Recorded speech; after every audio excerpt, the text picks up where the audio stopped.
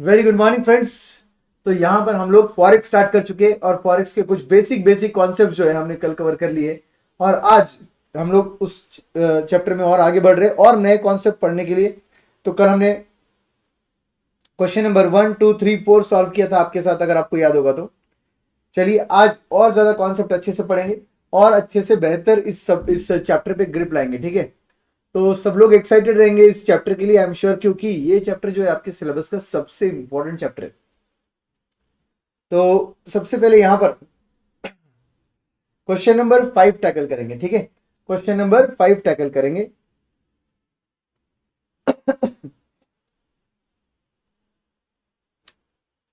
आपके पास question number 5 में क्या दिया, देखिए एक बार।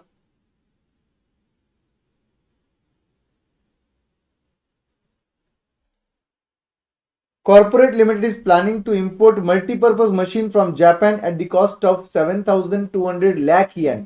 The company can avail loan at the rate 15% on quarterly rest, मतलब quarterly compounding. Quarterly rest का मतलब होता है quarterly compounding with which it can import the machine. However, it has an offer from Tokyo branch of Indian Bank extending the credit of 180 days at 2% per annum against opening an irrevocable letter of credit. तो letter of credit होता है LC. जब आप कभी भी foreign से funding लेते हो, कोई भी क्रेडिट लेते हो, तो आपको सामने वाला पर्सन जानता नहीं है या आपके कंट्री में नहीं है, इसलिए वो सेफ्टी के लिए आपसे क्या मांगेगा, लेटर ऑफ क्रेडिट मांगेगा। फिर उसके अगेंस्ट क्या करोगे, वो लोन दे देगा। लेटर ऑफ क्रेडिट मतलब क्या होता है सर, आपकी बैंक एक लेटर दे रही है आपके बिहाफ पर कि पर्सन को, इस एंटिटी को आप लोन दे दीजिए, अगर इसने रीपे नहीं किया तो हमारी गारंटी है हम आपका पैसा लौटा देंगे। तो एक तरफ से ये एक गारंटी जैसा होता है जो एक सामने वाला आपका बैंक दे रहा है, एक गारंटी जो सामने आपका बैंक दे रहा है उस बैंक को जो लोन दे रहा है बाहर से। तो ये बोल रहे हैं लेटर ऑफ क्रेडिट दे दो। इररिवोकेबल मतलब क्या, जो वापस नहीं लिया जा सकता, एक बार दे दिया तो वो गारंटी रहेगा, उसको बोलते हैं इररिवोकेबल लेटर ऑफ क्रेडिट। तो ये बोल रहे हैं कि अदर इंफॉर्मेशन में प्रेजेंट एक्सचेंज रेट जो है वो ₹100 पर 360 येन है। 180 डेज का फॉरवर्ड रेट जो है वो ₹100 पर 365 येन है। कमीशन जो चार्जेस है यहां पर फॉर लेटर ऑफ क्रेडिट वो 2% पर एनम है, 2% पर 12 मंथ है। Advise whether the loan from foreign branch should be accepted और नॉट। तो आपके पास क्वेश्चन में क्या बोला है, ध्यान से समझिए पहले और उसके बाद आगे बढ़ते हैं। यहां पर हमको एक मशीन जो है ना जापान से खरीदना है, जापानीज येन 7,200 लाख येन की है, ठीक है। अब हम क्या कर सकते हैं, तो जापान से लोन ले सकते हैं, जापान से लोन, सॉरी इंडिया से लोन ले सकते हैं। इंडिया से लोन लेने में क्या होगा मालूम है आपको, आज ही आपको पेमेंट इंडिया से करना पड़ेगा, जापानीज येन 7,200 लाख येन का, ठीक है। तो आज अगर आप इंडिया से लोन लेते हो तो आपका इंडियन करेंसी कन्वर्ट करना होगा येन में और फिर पेमेंट करना होगा उधर की मशीन के लिए। Do you agree?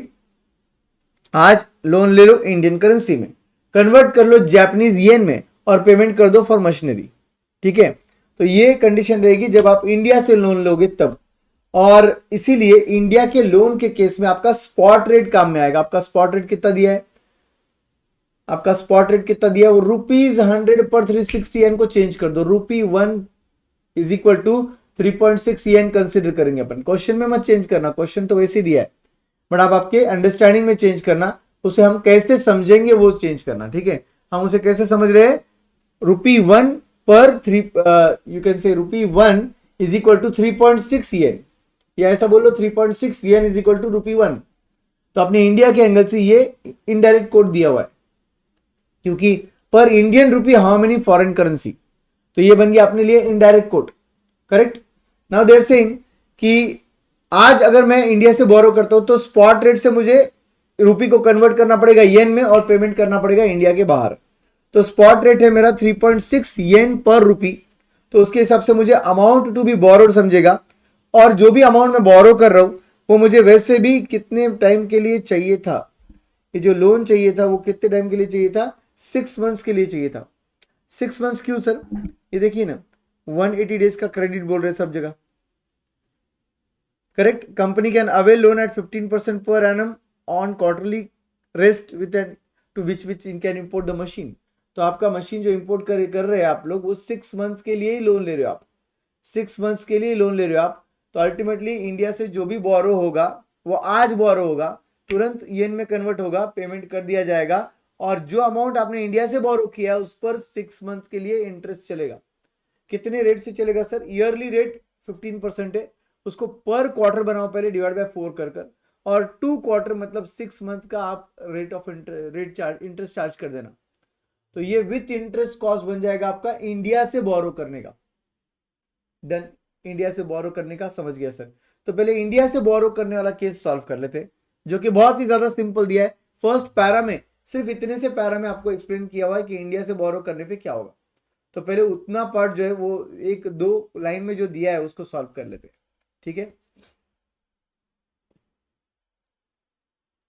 7,200 लाख येन का आपको लोन चाहिए, 15% रेट ऑफ इंटरेस्ट है per annum, but quarterly compounding रहेगा। 6 मंथली कहाँ दिया है सर? वो जो टोक्यो ब्रांच है आपका, वो भी इंडियन बैंक को एक्सटेंड कर रहा है क्रेडिट कितने पे? 180 डेज के लिए। तो इसी से समझ जाता है कि 180 डेज का ही लोन है, 6 मंथली ही लोन है।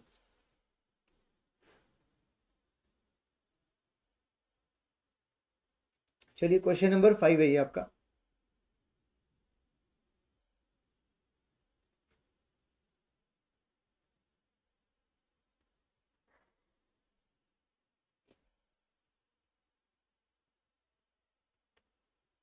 ऑप्शन 1,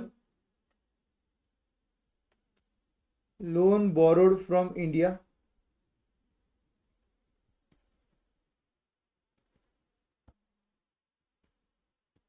इन INR, इंडियन रुपीज।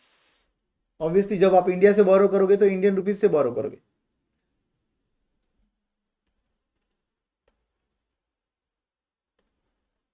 पर्टिकुलर्स,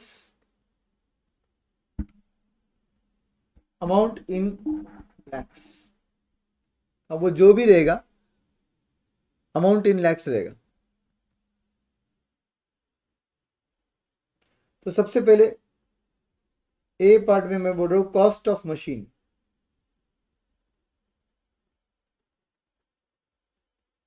इन येन 7,200, 7,200 लैक्स येन है तो रुपीज इन लैक्स हो गया वो ऑटोमेटिकली, अमाउंट इन लैक्स हो गया वो। अब फॉरेक्स से इसलिए अपन अमाउंट इन लैक्स लिखते, फिर वो अमाउंट कोई भी हो, amount in lakh. Spot rate, क्यों स्पॉट रेट क्यों यूज किया जा रहा है सर? बिकॉज आज लोन लेकर इंडिया से आप आज ही कन्वर्ट करोगे उसे येन में और पेमेंट कर दोगे, तो इसलिए स्पॉट रेट यूज होगा, ठीक है। तो स्पॉट रेट आपका है 3.6 येन पर इंडियन रुपी। देखो मैंने 100 पर 100 को मैंने कन्वर्ट कर दिया पर रुपी में, ताकि अपने को कैलकुलेशन इजी जाए। Spot rate is 3.6 yen per rupee and therefore amount to be borrowed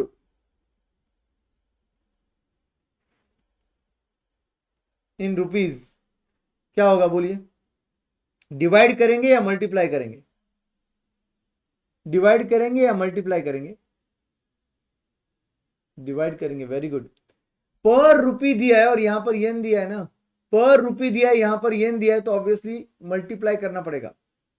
देखो एक काम करो, रेट जो है वो पर रुपी है और अमाउंट जो है वो येन है, तो पहले सोचने का कि मैच हुआ कि डिंट मैच हुआ। डिंट मैच हुआ, divide, didn't match divide, D. और अगर यहां पर होता रुपीज और यहां पर भी होता रुपीज तो मैच हो गया, तो डिवाइड का अपोजिट हो जाएगा मल्टीप्लाई। और वैसे भी मैच का एम आ रहा है तो मल्टीप्लाई। मैच हो गया, रुपीज रेट दिया, पर रुपी रेट दिया और ऊपर भी रुपीज अगर रहता तो मैच हो गया, मैच हो गया तो मल्टीप्लाई, एम। डिंट मैच हुआ, डिवाइड, डी। याद रखो बहुत सिंपल रूल है, डिवाइड और मल्टीप्लाई का रूल बहुत सिंपल है। तो यहां पर आपको बोलना पड़ेगा A divided by B, 7,200 divide by 3.6, 2,000 rupees lakhs, 2,000 rupees lakhs हो गया। अपन ने लिखा इधर इन रुपीज, डोंट वरी, और आगे यहां पर अमाउंट इन लैक्स लिखा हुआ है, ठीक है। तो फिर इसका मतलब आज इंडिया से आपने 2,000 लाख का लोन लिया है, करेक्ट, 20 करोड़ रुपए, 2000 लाख का लोन लिया है। नाउ विथ इंटरेस्ट 6 महीने बाद कितना देना पड़ेगा, विथ इंटरेस्ट 6 महीने बाद कितना देना पड़ेगा, that will be the amount to be repaid after 6 months. तो यहां पर अपन लिखेंगे अमाउंट टू बी रीपेड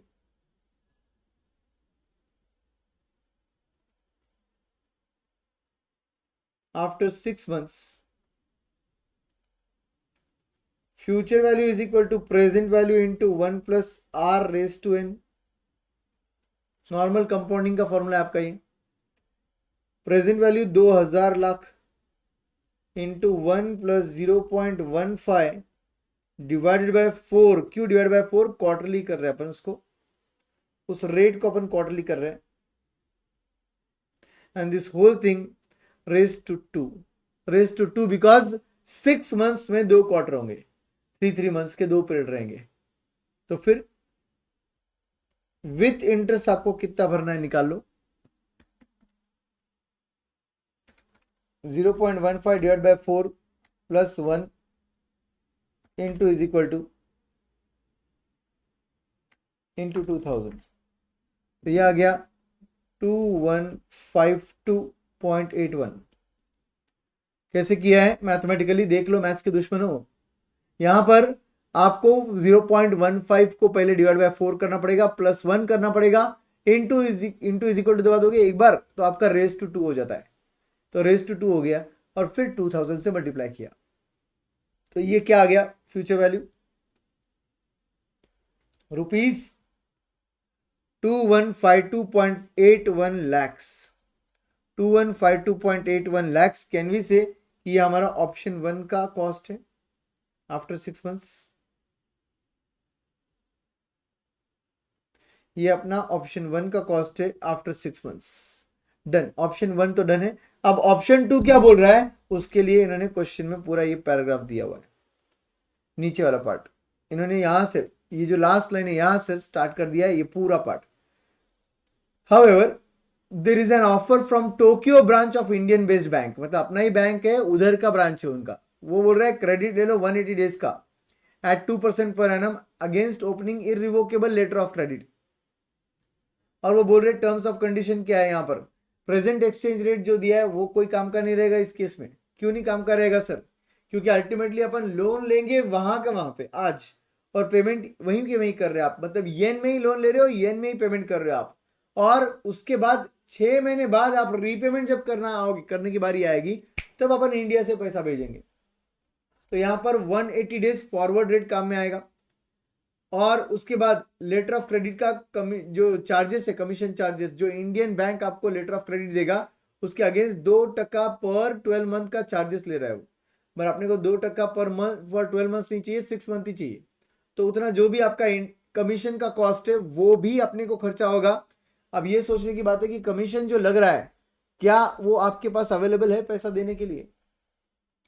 तो यहां पर क्योंकि मुझे इंडियन बैंक का बोरिंग कॉस्ट दिया हुआ है 15% पर एनम क्वार्टरली कंपाउंडिंग, तो मैं अज्यूम करूंगा कि ये जो कमीशन मुझे इंडियन बैंक को देना है, एलओसी चार्जेस कमीशन, वो भी मैं बोरो बैंक से ही कर रहा हूं, ताकि उस पर भी इंटरेस्ट चार्ज हो और मुझे टोटल कॉस्ट समझे मेरा for boring from outside India. ध्यान से सुनो, आउटसाइड इंडिया बैंक जो है वो बोल रहा है कि लेटर ऑफ क्रेडिट दे दो, हम आपको लोन दे देंगे। लेटर ऑफ क्रेडिट मांगने आप इंडियन बैंक के पास गए, इंडियन बैंक बोल रहा है 2% पर ईयरली चार्ज लगेगा। तो जो भी आपको 6 मंथ बेसिस पर चार्ज लगने वाला है वो पैसा आपके पास अवेलेबल है, ऐसा क्यों सोच रहे हैं आप, उसको भी आपने इंडियन बैंक से ही बोरो किया है, ये सोचोगे अगर आप, तो ऑटोमेटिकली उस पर का अपॉर्चुनिटी कॉस्ट बोलो या उसका एक्सप्लिसिट कॉस्ट जो भी इंटरेस्ट के तौर पे लगेगा वो पूरा कंसिडर हो जाएगा, और विथ इंटरेस्ट वो चार्जेस कंसिडर कर देंगे। तो अपने को इंडियन बैंक से लेटर ऑफ क्रेडिट लेना है तो कमीशन देना पड़ेगा, उस कमीशन को बोरो कर रहे तो उस पर इंटरेस्ट देना पड़ेगा, और तो और वहां की बैंक आपको जो लोन दे रही है विथ इंटरेस्ट उसको पे करने के लिए भी आपको एक्सचेंज रेट कन्वर्ट करना पड़ेगा और फिर उसका पेमेंट भुगतान करना पड़ेगा। तो उधर का जो टोटल भुगतान हो रहा है, पेमेंट हो रहा है, प्लस इधर का letter of credit charges with interest जो बोरो किया जा रहा है अमाउंट, वो आपका टोटल कॉस्ट देगा फॉरेन से बोरो करने के लिए। सॉल्व करेंगे आपको समझेगा, डोंट वरी। तो यहां पर ऑप्शन 2 सॉल्व कर रहे हैं अपन लोग। और ऑप्शन 2 है कि हम वहां की बैंक से बोरो कर रहे हैं, इधर की बैंक है उधर का ब्रांच है, ऐसा बोल लो। Option 2,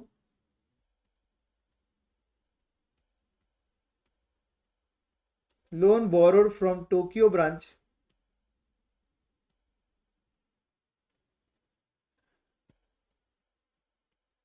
in yen.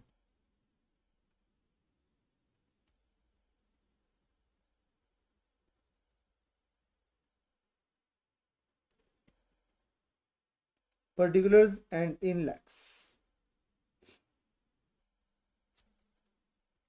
पहली चीज, आपको इंडियन बैंक को मांगनी पड़ेगी लेटर ऑफ क्रेडिट। जैसे ही आप मांगने जाओगे वो बोलेंगे चार्जेस दो, वो चार्जेस उन्हीं से बोरो कर कर उनको पे करना पड़ेगा, ताकि हमें टोटल कॉस्ट समझेगा उसका कितना रहेगा। तो यहां पर अपन बोलेंगे LC commission, letter of credit commission. तो आपका कितना अमाउंट है जो इंडियन बैंक कंसिडर करने वाला है। इंडियन बैंक बोलेगा आपको उधर पेमेंट करना है टू 7,200 लाख येन का, हम आपके बिहाफ पे कर रहे हैं, तो आज का स्पॉट रेट ये है, इसका मतलब इंडियन रुपी में हम आपका इतना पैसा दे रहे हैं, तो इंडियन रुपीज में इतने पैसे की गारंटी चाहिए आपको।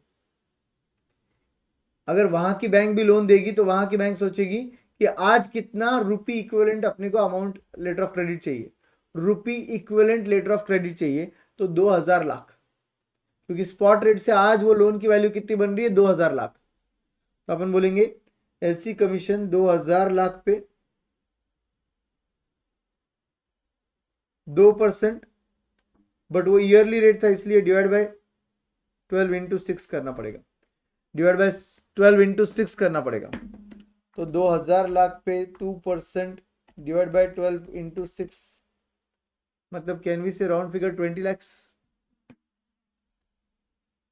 Can we say round figure 20 lakhs, because 2,000 lakh पर 1%। इन शॉर्ट वो क्या है, उधर के जितने भी आपका यू कैन से लोन दिया जा रहा है उसका रुपी इक्विवेलेंट वैल्यू जो है उस पर लगाया जा रहा है कमीशन, क्योंकि आपकी इंडियन बैंक तो रुपी इक्विवेलेंट अमाउंट में बताएगी कितने का गारंटी दे रही हो।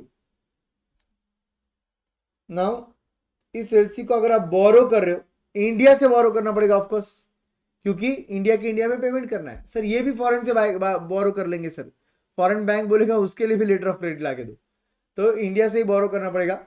तो यहां पर अपन बोलेंगे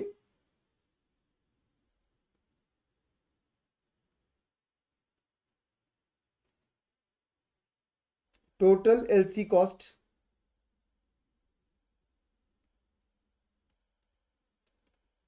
with interest.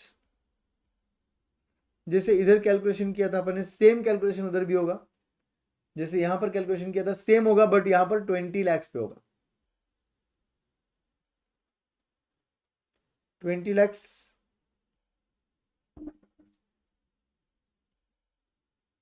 into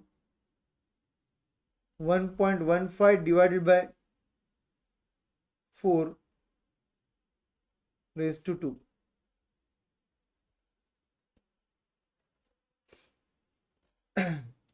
20 lakhs into 1.15 divided by 4 raised to 2, divide by 4 करने से पर क्वार्टर आ गया, इंटू 2 करने से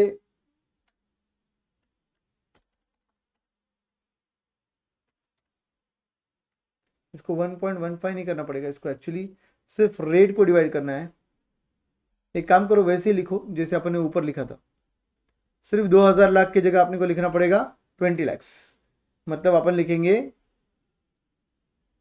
1 + 0.15 डिवाइडेड बाय 4 रेज टू 2, सिर्फ 2,000 लाख की जगह 20 लाख लिखा जा रहा है। समझ में आया ये कैलकुलेशन आपको? 2,000 लाख की जगह ऊपर 2,000 लाख था, यहां पर 20 लाख है, तो फिर 0.15 divide by 4 into is equal to +1 into 20 lakhs।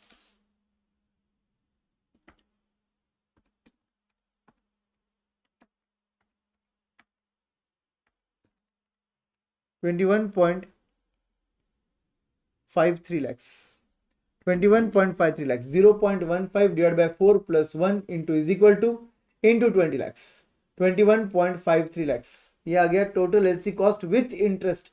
अब ऑब्वियसली लास्ट में नोट लिखना पड़ेगा. We are assuming that we are borrowing from India for LC commission also. ठीक है, तो ये आपका एक पार्ट ऑफ आंसर हो गया, ऐसे समझ लो. लास्ट में इसको ऐड करना है बिकॉज ये अपना एक पार्ट ऑफ आंसर है. ठीक है, अब सी पार्ट में अपन बोलेंगे टोटल अमाउंट बोरोड इन येन.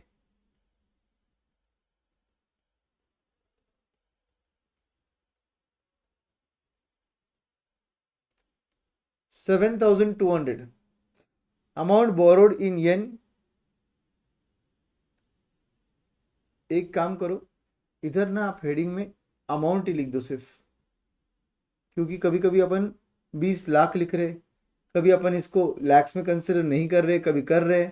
तो बेटर रहेगा यहाँ पर हर जगह इंडिविजुअल लिख देंगे, हर जगह इंडिविजुअल लिख देंगे. ऊपर सिर्फ अमाउंट लिख दो, क्योंकि ये 20 लाख है तो ऑब्वियसली अमाउंट रहेगा. तो यहाँ पर 20 लैक्स लिखा जा सकता है, यहाँ पर भी 20 लैक्स लिखा जा सकता है. जब जब रिक्वायर्ड है अपन लैक्स लिख देंगे. ठीक है, कंफ्यूजन नहीं होगा. तो 7,200 लाख येन बोरो किया है, वहां की ब्रांच से बोरो किया है. वहां की बैंक आपको इंटरेस्ट लगाएगी क्या? यस लगाएगी. और उनका रेट ऑफ इंटरेस्ट सिर्फ 2% है पर एनम, सिर्फ 2% पर एनम है. तो यहां पर डी पार्ट में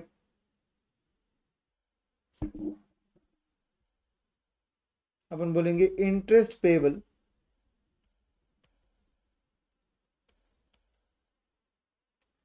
in yen, and that will be 7,200 lakh yen into 2% into, उन्होंने 180 डेज बोला स्पेसिफिकली, तो 180 divide by 365, 180 divide by 365, 180 days बोला specifically, 180 divide by 365. 7,200 into 2% into 180 divided by 365. Your interest will be 71 point कितना आएगा? 01 lakhs yen. 71.01 lakhs yen ये आपका interest payable आएगा. तो can we say total amount to be paid,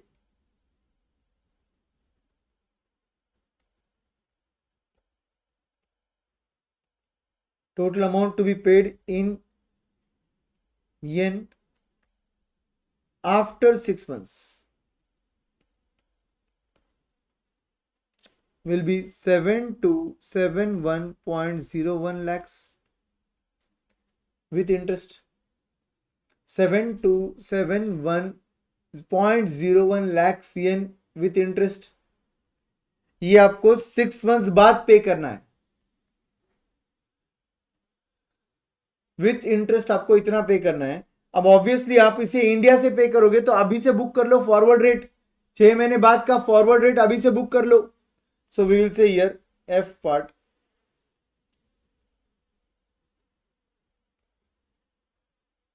six month का forward rate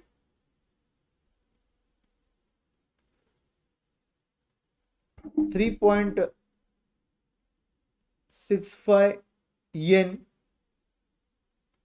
पर rupee, ऐसा बोलेंगे अपन. 3.65 येन पर रुपी, ये रेट आ गया आपका फॉरवर्ड रेट. तो जी पार्ट, अमाउंट पेएबल इन रुपी आफ्टर 6 मंथ्स.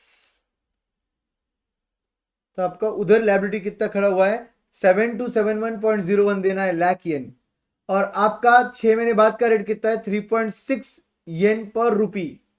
बोलो डिवाइड करेंगे कि मल्टीप्लाई करेंगे? Simple rule, match didn't match, match multiply, didn't match divide. बोलो वेरी गुड, डिवाइड करेंगे क्योंकि ये रेट है पर रुपी और ऊपर दिया है येन. ये जो अमाउंट है ये येन में है, देखो येन लिखा है अपन ने,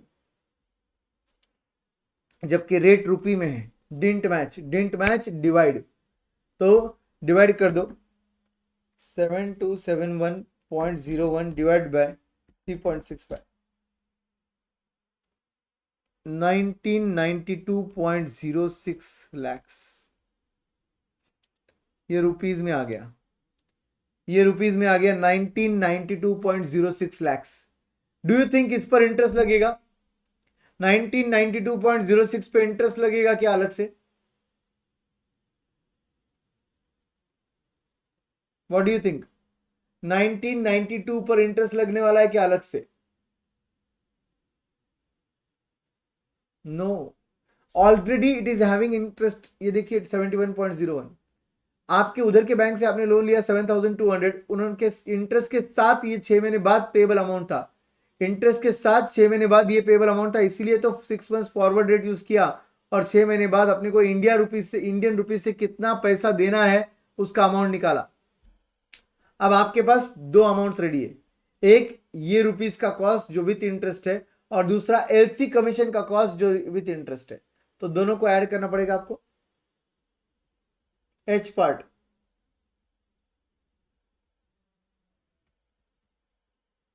total outflow under foreign boring, पहला आएगा आपका एलसी कमीशन विथ इंटरेस्ट मतलब बी, प्लस आएगा आपका लोन विथ इंटरेस्ट मतलब जी।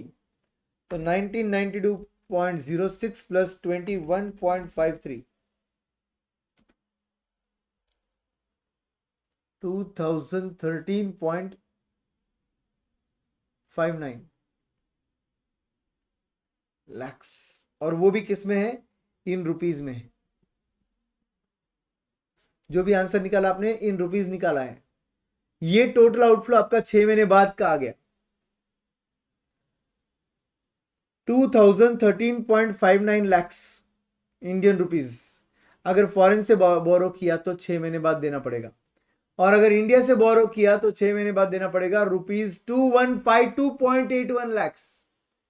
2152 भारी है या 2013.59 भारी है अपने कॉस्ट कम करने के एंगल से?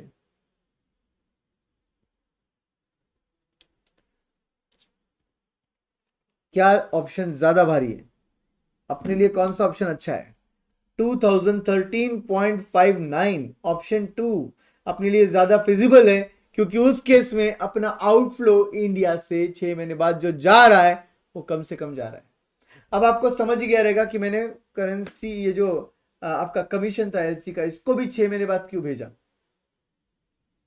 एलसी कमीशन को 6 महीने बाद क्यों भेजा, आपको समझा क्या?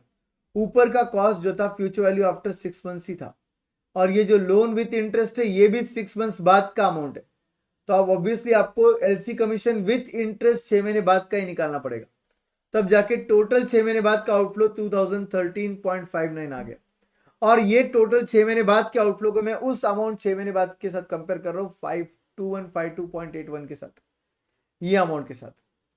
ये भी 6 महीने बाद का ही अमाउंट है ना, तो इसके साथ मैं कंपेयर कर रहा हूं, इसलिए मुझे एलसी कमीशन को भी 6 महीने बाद भेजना पड़ा आगे, और विथ इंटरेस्ट कितना जा रहा है 6 महीने बाद वो देखा अपने, टोटल कितना जा रहा है वो देखा, तो अपन बोलेंगे finally conclusion,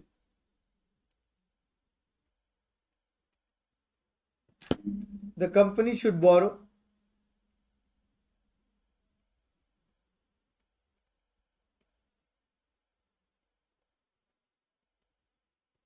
in yen from foreign bank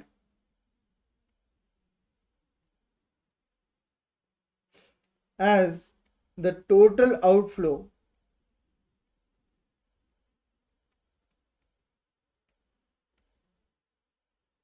after 6 months is less. Total outflow after 6 months is less.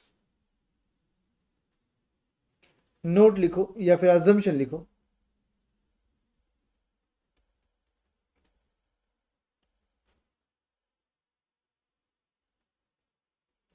Assumption में बोलेंगे it is assume that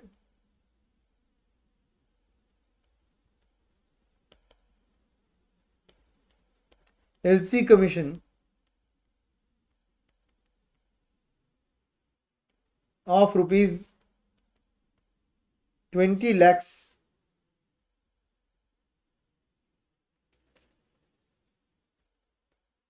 payable in India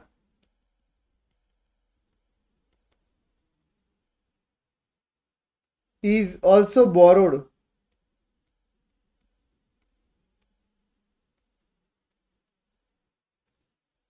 at 15% per annum on quarterly rest.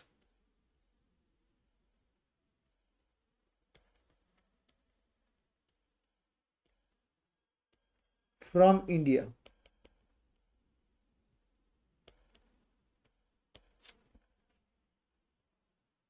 Is also borrowed at 15% per annum on quarterly rest from India.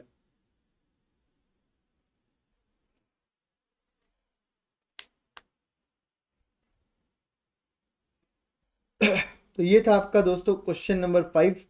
इसमें अपन ने option 1 option 2 देखा। Option 1 directly borrow from India in Indian rupees था, तो कोई नहीं, जितना भी amount देना था अपन ने स्पॉट रेट से कन्वर्ट करके निकाला और उतना अमाउंट अपन इंडिया से बोरो किया, विथ इंटरेस्ट कितना देना है निकाल लिया। बट अगर आप इंडिया के बाहर से बोरो कर रहे हो तो आपको इंडियन वहां का ब्रांच जो है वो बोल रहा है कि एलसी ला कर दो। एलसी मांगने गए तो ये कमीशन ले रहे हैं अपने से 20 लाख का। हमने अज्यूम किया कि वो 20 लाख भी हमने बोरो किया इंडिया से 15% पर एनम क्वार्टरली कंपाउंडिंग से, और विथ इंटरेस्ट उसका टोटल कॉस्ट हो जाता है 21.53। अब अपन ने उस एलसी के बलबूते वहां बोरो किया 7,200 लाख, उधर की उधर पे कर दिया अपने सप्लायर को, मशीनरी इधर मंगा ली। बट जो बोरो किया उसका 6 महीने बाद का इंटरेस्ट 71.01 लाख है, विथ इंटरेस्ट 7 to 71.01 लाख आपको 6 महीने बाद इंडिया से भिजवाना है। तो आप लोगे 6 महीने बाद का फॉरवर्ड रेट, और फिर क्योंकि ये रेट आपका रूपी रेट था, ये अमाउंट आपका येन में था, तो डेफिनेटली डिडंट मैच हुआ, तो अपन ने डिवाइड करके इंडियन रुपीज में अमाउंट आफ्टर 6 मंथ्स निकाल लिया। और अमाउंट आफ्टर 6 मंथ्स ये plus LC commission with interest after 6 months वाला, वो दोनों को ऐड करके टोटल कॉस्ट आ गया। टोटल कॉस्ट ऑप्शन 2 में कम था, इसलिए अपन बोले ऑप्शन 2 के साथ आगे बढ़ो। तो गाइज ये था आपका क्वेश्चन नंबर 5। नेक्स्ट क्वेश्चन पर आगे बढ़ते दोस्तों।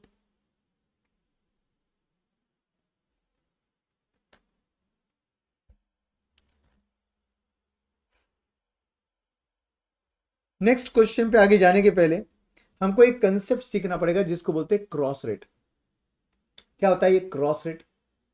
क्रॉस रेट क्या होता है? क्रॉस रेट जब आपके पास एक करेंसी से दूसरे करेंसी का रेट डायरेक्टली कोटेड नहीं है, डायरेक्टली कोटेड नहीं है, तो आप क्या करते हो, किसी और करेंसी के थ्रू उधर पहुंचते हो।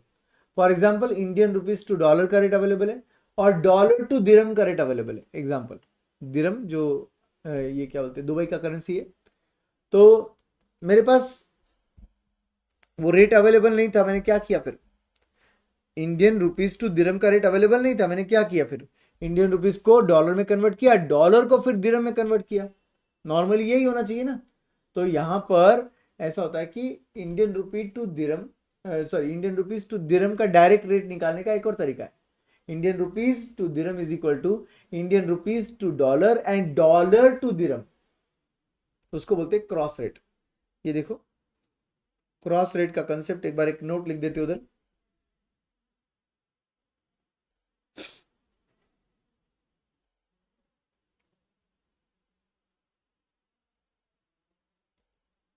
Cross rate when exchange rate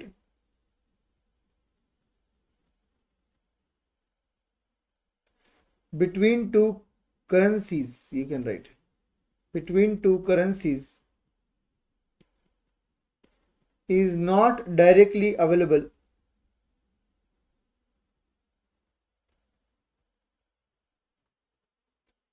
is not directly available, we use comma करके लिखो, we use cross rate as under, suppose Indian rupees to Singapore dollar, ये रेट अवेलेबल नहीं है अपने पास। Indian rupees to Singapore dollar ये rate available नहीं है अपने पास, मगर इंडियन रुपीज टू यूएसडी का रेट अवेलेबल है। अपन क्या बोलेंगे, into US dollar per Singapore dollar, ये रेट यूज कर लेंगे। Indian rupees to US dollar का रेट अवेलेबल था, US dollar to Singapore dollar का रेट अवेलेबल था, तो अपन ने इन दोनों रेट्स को यूज कर लिया to arrive at Indian rupees to Singapore dollar rate. इसमें यूएस डॉलर कैंसिल हो गया और डायरेक्टली आईएनआर टू एसजीडी का आंसर आ गया, Singapore dollar. Indian rupees to Singapore dollar का रेट अवेलेबल हो गया हमारे पास। इस तरीके को बोलते हैं क्रॉस रेट। मतलब ही ये रेट अगर इससे मल्टीप्लाई कर दिया जाए तो ये रेट मिल जाता है। This concept is called as cross rate. तो अगर suppose sir Indian rupees to USD rate दिया हुआ है but Singapore dollar to USD बोला हुआ है, सर रेट क्वेश्चन में ऐसा दिए सर, इंडियन रुपी पर यूएस डॉलर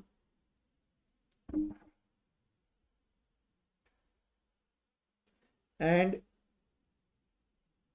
सिंगापुर डॉलर पर यूएस डॉलर, ऐसा रेट दिया हुआ है।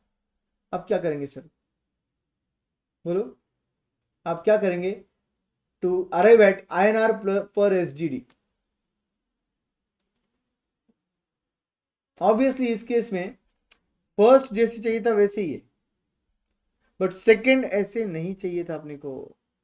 देखिए US dollar per Singapore dollar चाहिए था अपने को, बट दिया क्या है, सिंगापुर डॉलर पर यूएस डॉलर। तो कोई बात नहीं, अपन इनवर्स यूज करेंगे उसको। क्या कर लेंगे उसको, इनवर्स यूज कर लेंगे उसको।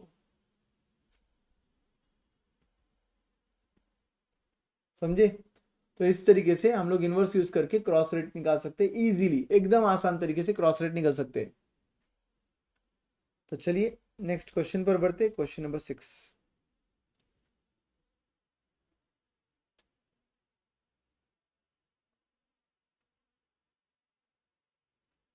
सिक्स क्वेश्चन बोलता है corporate limited is an Indian company has an export exposure of 10 million, that is 100 lakh yen, payable by September and. तो कैन यू टेल मी कि ये कॉर्पोरेट लिमिटेड जो इंडियन कंपनी है इसको 100 लाख येन पे करना है या मिलने वाला है? क्या वो पेएबल है या वो रिसीवेबल है?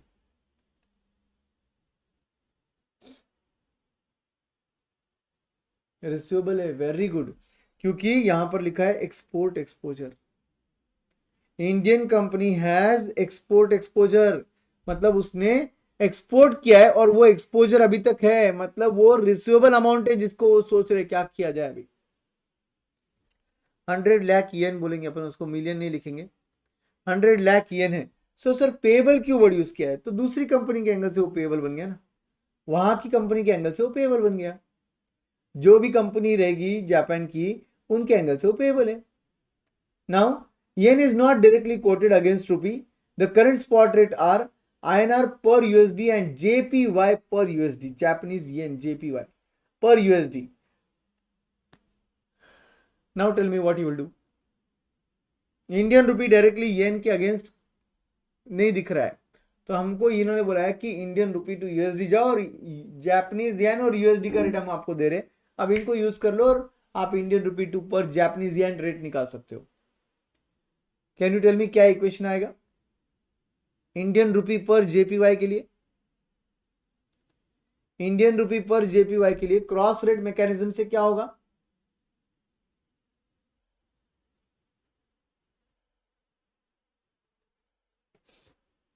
प्लीज ट्राई योरसेल्फ और बताओ मुझे जल्दी जल्दी।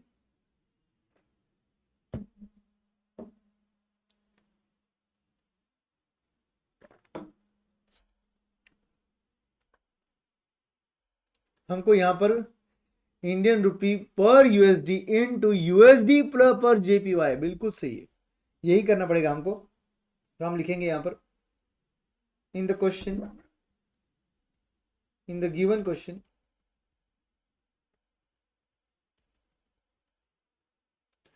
the rates between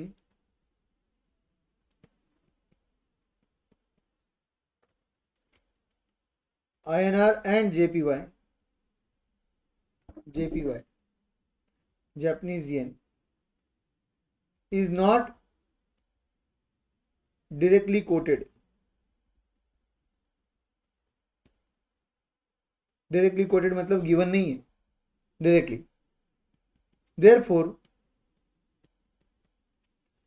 we will apply the cross rate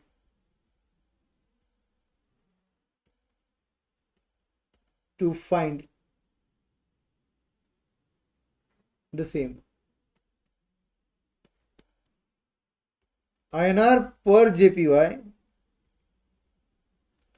is equal to INR per dollar USD into USD per JPY.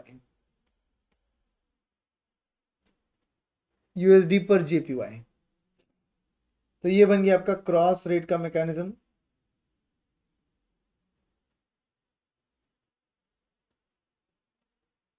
Right.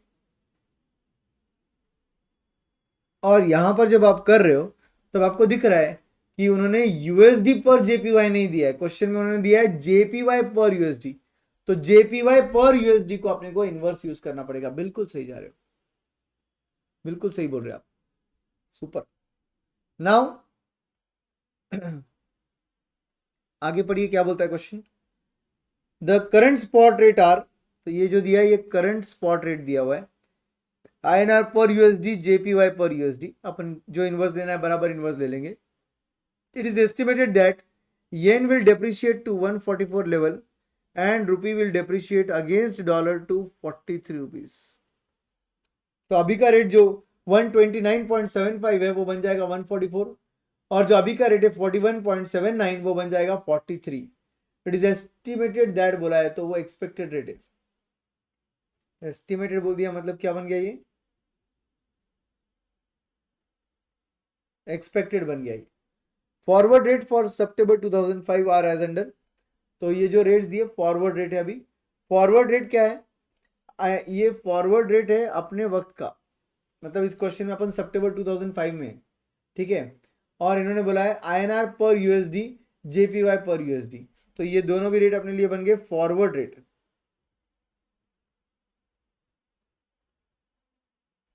You are required to calculate the expected loss if the firm do not hedge.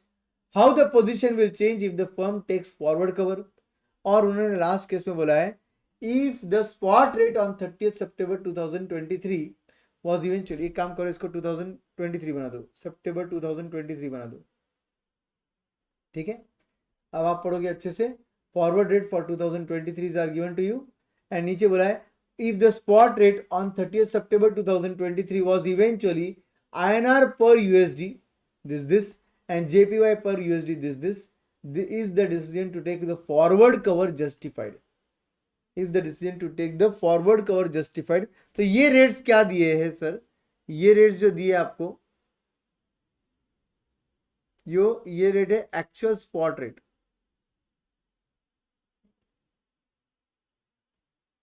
On सितंबर 2023. सितंबर 23 का actual spot rate दे रखा है, expected नहीं, actual spot rate दे रखा है.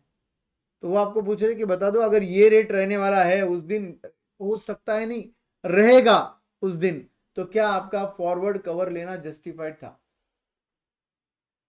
ठीक है. तो चलिए सॉल्व करते हैं. कितने रेट्स है हमारे पास. ये जो दो रेट्स दिए ये अभी का स्पॉट रेट हो गया.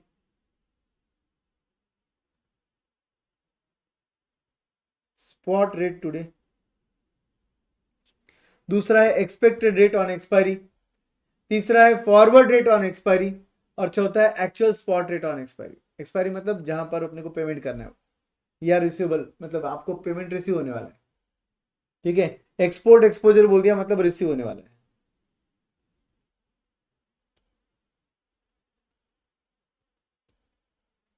तो आपके पास चार चार रेट दिए. पहले चारों रेट का अपन डायरेक्ट कोट निकाल लेते हैं. चारों रेट का स्पॉट रेट अभी का, एक्सपेक्टेड रेट सितंबर 23 का, फॉरवर्ड रेट सितंबर 23 का और एक्चुअल स्पॉट रेट सितंबर 23 का। इन चारों रेट्स का अपन डायरेक्ट कोट निकाल रहे। पहले हम लिखेंगे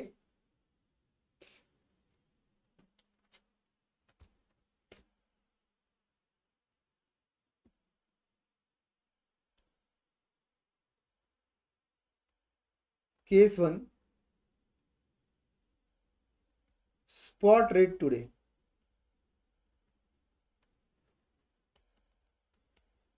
INR पर JPY इज इक्वल टू, आज का रेट आपको दिया है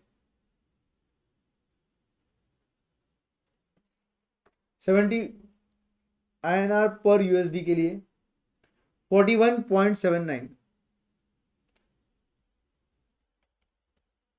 तो ये इन्वर्स करने की जरूरत नहीं थी, बट दूसरा रेट जो दिया है वो दिया है JPY पर USD। अपने को इसको इन्वर्स करना होगा।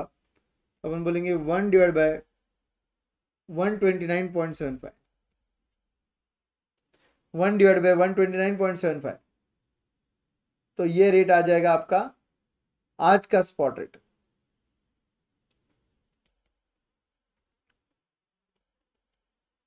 कितना आएगा?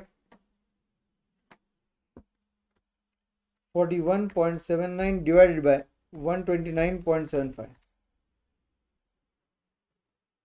0.3221 ले लो, 0.3221 पर JPY पर JPY। ठीक है, ये निकाल लिया अपन ने केस 1 स्पॉट रेट टुडे। अब same like this we will go for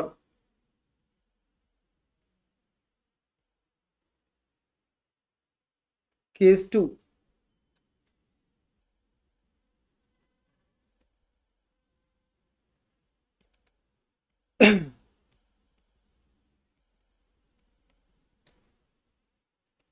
case 2 क्या होगा दोस्तों? हमको सेकेंड रेट क्या निकालना है? Expected spot rate in September 23।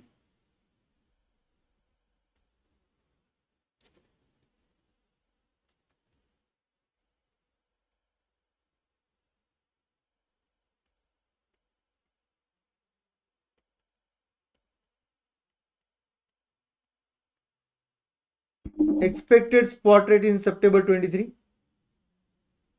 will be nothing but, आपका रेट क्या दिया है उस टाइम पर? Yen will depreciate to 144 level and rupee will depreciate to 43। तो ये आ जाएगा 43 का रेट, और ये 1 डिवाइड बाय 144 आ जाएगा। तो 43 डिवाइड बाय 144 कितना आएगा? 0.2986, 0.2986 पर JPY। ये आ गया आपका second case, expected spot rate सितंबर 23 का। Same to same like this third rate निकालेंगे, और थर्ड रेट क्या रहने वाला है आपका?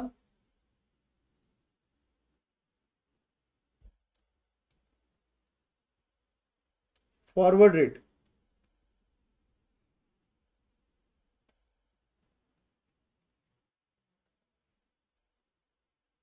थर्ड चीज रहेगी forward rate for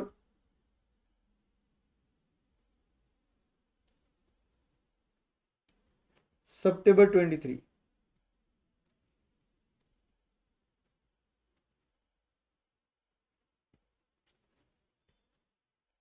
forward rate आपको क्या क्या दिए? फॉरवर्ड रेट्स आपको दिए 40,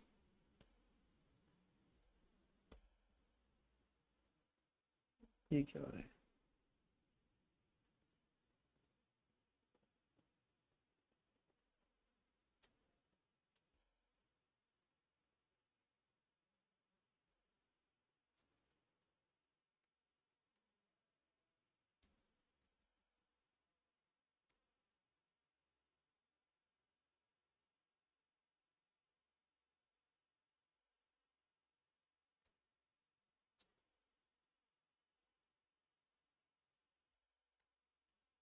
आपको फॉरवर्ड रेट दिया है 42.89, और यहाँ पर दिया है 137.35, तो आपका रेट आ जाएगा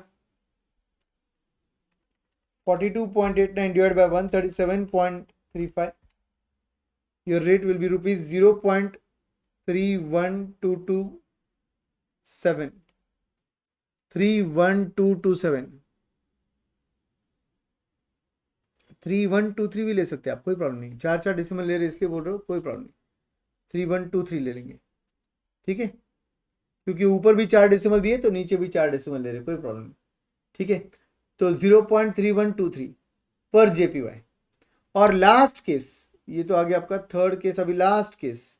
लास्ट केस अब और क्या बचा सर दोस्तों, आपके पास last case will be actual spot rate.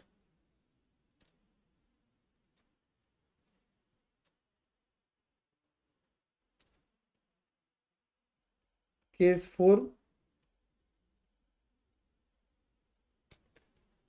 actual spot rate for September 2023.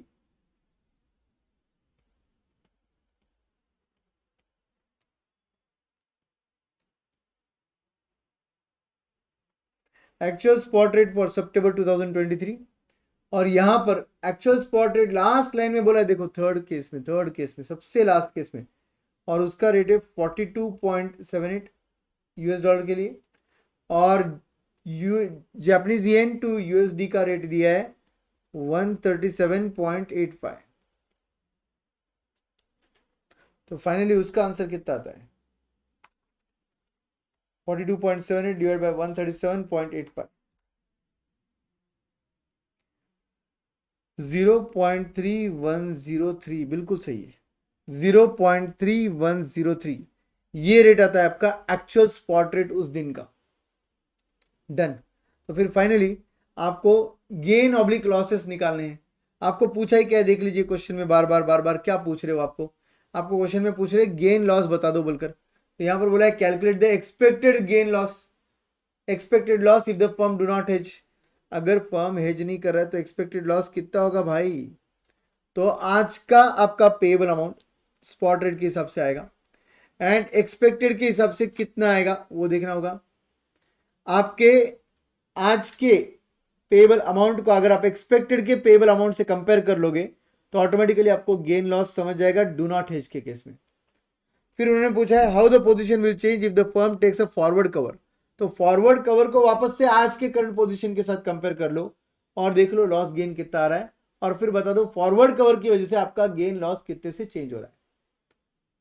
तीसरा उन्होंने पूछा आपको अगर उस दिन का स्पॉट रेट ये और ये रहेगा तो क्या आपका डिसीजन जस्टिफाइड है फॉरेक्स फॉरवर्ड कवर लेने का। तो आपको क्या करना पड़ेगा, फिर से एक्चुअल स्पॉट रेट उस दिन का आज के करंट के साथ कंपेयर करना पड़ेगा, और फिर बोलना पड़ेगा कि इतना एक्स्ट्रा जा रहा है या इतना एक्स्ट्रा बच रहा है, और फिर फॉरवर्ड के साथ उसको कंपेयर करते बोलना पड़ेगा कि फॉरवर्ड में फायदा हो रहा है या नुकसान हो रहा है। तो हर चीज अल्टीमेटली आज के स्पॉट के साथ पहले कंपेयर हो रही है, उसके बाद आंसर आ रहा है।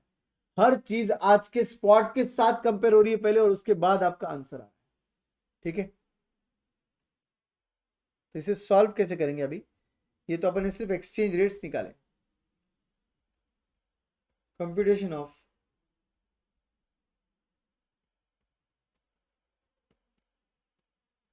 Gain oblique loss in lakhs लिख दो।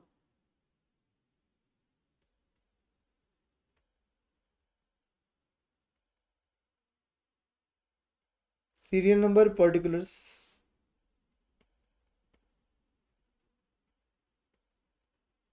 Spot rate,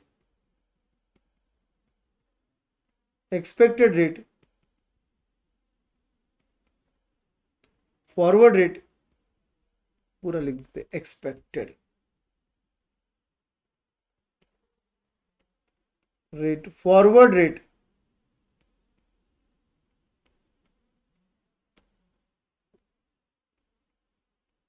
actual spot rate.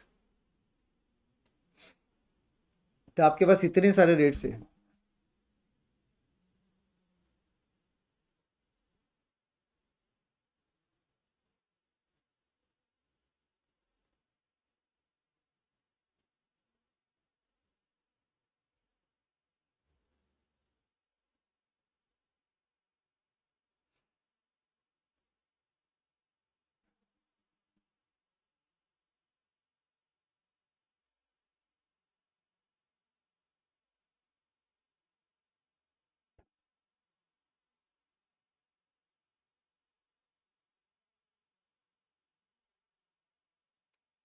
सबसे पहले ए पार्ट में आएगा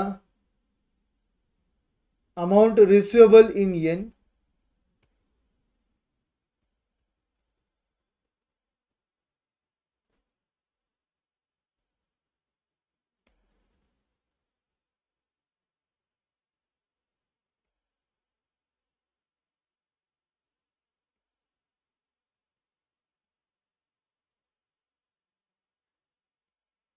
अमाउंट रिसीवेबल इन येन,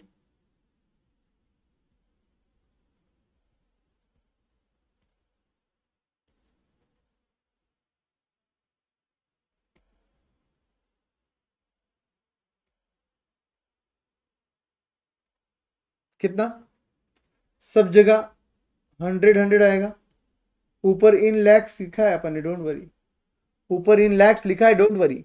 तो हर जगह 100 लाख येन आएगा, ठीक है। फिर B part will be exchange rate,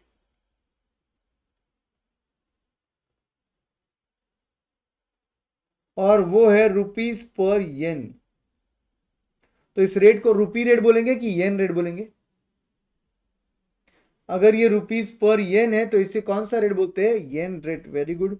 तो ये येन रेट है, और ये जो भी अपन ने ऊपर निकाला वो कॉपी करना पड़ेगा आपको।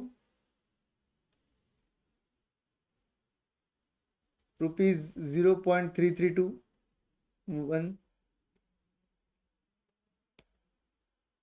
सेकेंड केस में एक्सपेक्टेड स्पॉट रेट के लिए ये रेट। थर्ड केस में ये आपका फॉरवर्ड रेट, और लास्ट केस में ये आपका एक्चुअल स्पॉट रेट। करेक्ट। तो एक्सचेंज रेट भी आ गया। Finally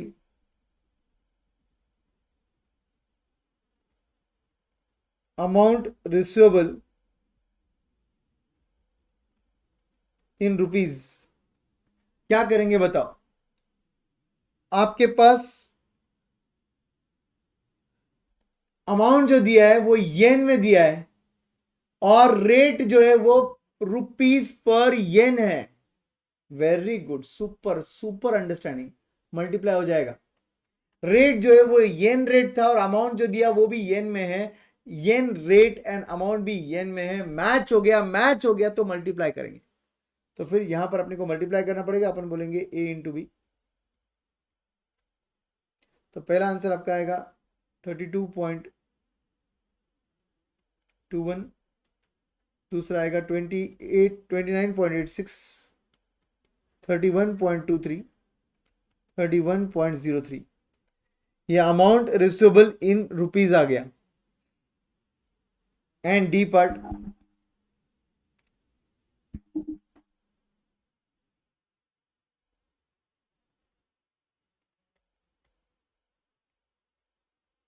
loss oblique gain in rupees. First case में तो ऑब्वियसली कंपेयर नहीं कर सकते, बिकॉज अभी का स्पॉट रेट है वो, हर चीज उसके साथ कंपेयर होती है इनफैक्ट।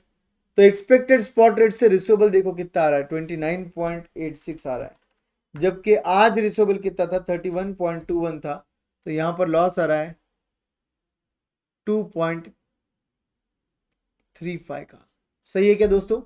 आज रिसीवेबल कितना था, 32.21, बट एक्सपेक्टेडली जो रेट्स हो रहे हैं उसके हिसाब से रिसीवेबल कितना आ रहा है, 29.86। तो 29.86 कम है, 32.21 ज्यादा है, इसलिए लॉस आ रहा है 2.35 का। फिर फॉरवर्ड कवर लिया तो 31.23 आपका अमाउंट रिसीवेबल होता है, जबकि आज का अमाउंट रिसीवेबल आपका 32.21 था। तो फॉरवर्ड के हिसाब से आपका लॉस आ रहा है 0.98 का, लैक्स में ऑफकोर्स। और लास्ट केस अगर एक्चुअल स्पॉट रेट को कंपेयर करूं मैं, तो 31.03, और आज का रिसीवेबल था 32.21, मतलब यहां पर लॉस है आपका 1.18 का। यहां पर लॉस है आपका 1.18 का। हर चीज अपन ने क्या किया, स्पॉट के साथ कंपेयर कर लिया पहले। अब एक एक करके हम लोग आंसर लिख सकते हैं इनके सबके, एक एक करके इन सब के अपन आंसर लिख सकते हैं। तो यहां पर अपन बोलेंगे फर्स्ट पार्ट का answer, the expected loss if firm do not hedge is, बोलिए कितना?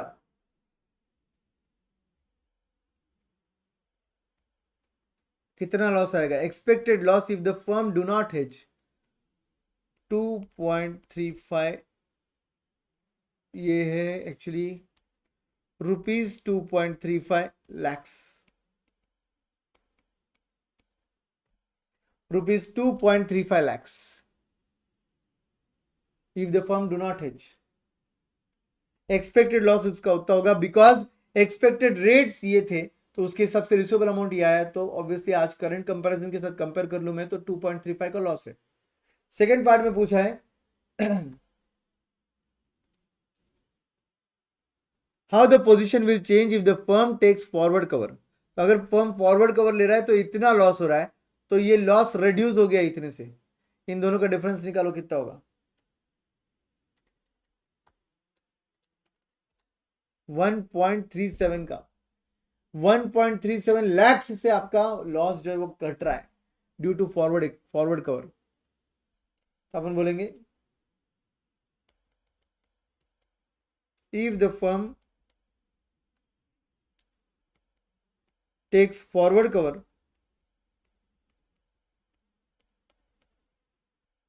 comma the loss will be reduced by बोलने से अच्छा reduced to, और डायरेक्टली बोल देंगे 0.98 lakhs rupees.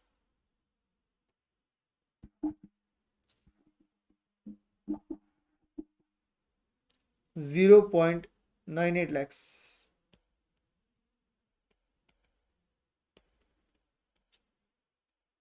If the firm takes forward cover, the loss will be reduced to 0.98 lakhs.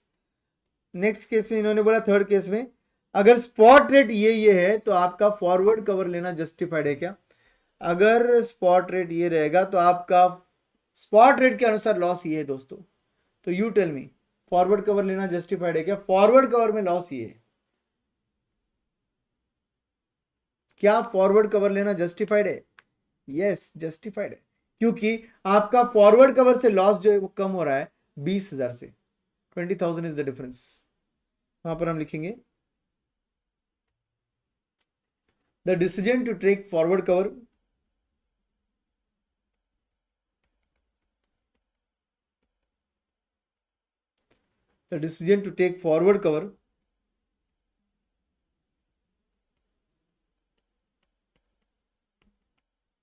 is justified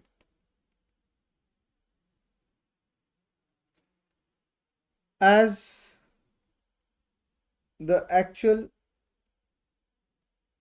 loss will be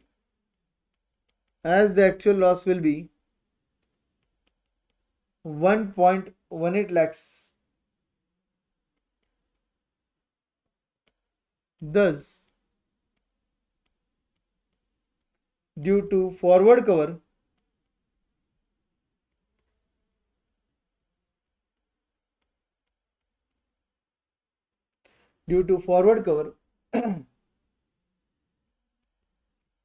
it will be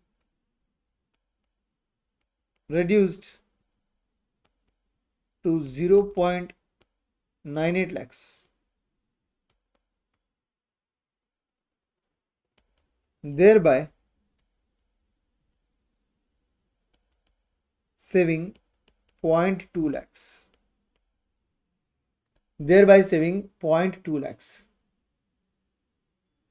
बिल्कुल loss is less, क्योंकि loss कम हो रहा है तो ऑब्वियसली फॉरवर्ड कवर लेना justified रहेगा.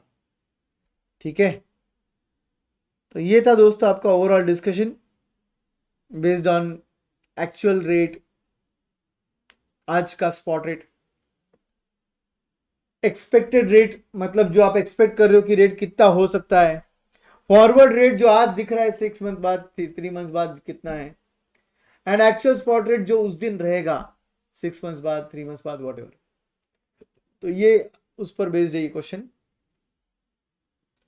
Now let's understand one more time IRPT theorem and PPPT theorem, purchasing power parity theorem and interest rate parity theorem. ठीक है, इधर भी समझना जरूरी है क्योंकि इधर भी उसके क्वेश्चंस बहुत सारे आते हैं. तो give the heading, interest rate parity theorem, IRPT, interest rate parity theorem, IRPT.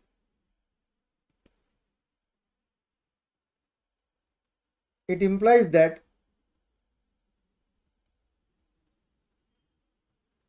exchange rate differential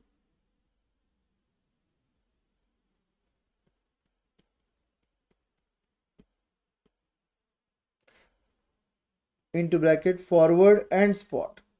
जो डिफरेंशियल बोल रहे हैं अपन किसका बोल रहे हैं, फॉरवर्ड एंड स्पॉट. पैरिटी का मतलब होता है इक्वालिटी, पैरिटी का मतलब होता है equality, so it will be equal to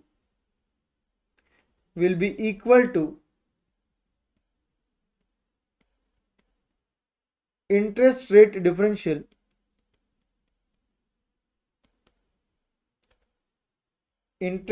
differential between two countries.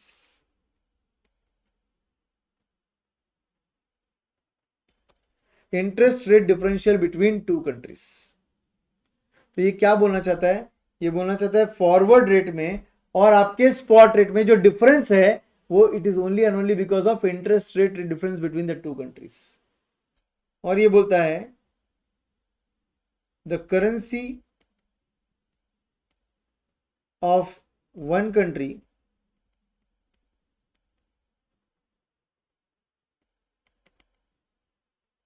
with a lower interest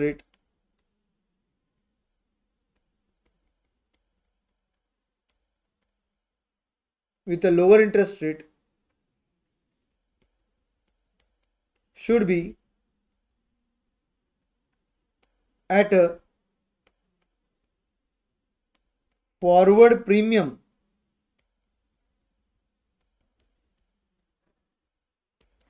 in terms of